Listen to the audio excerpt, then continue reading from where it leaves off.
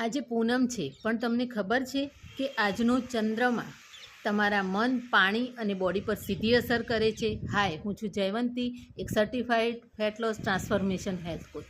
ચંદ્રમાની જેમ દરિયામાં પણ ભરતી આવે છે, એ જ રીતે આપણા શરીરમાં પણ 70% પાણી હોવાથી આપણા ઇમોશન્સ અને માઇન્ડ પર પણ તેની અસર પડે છે.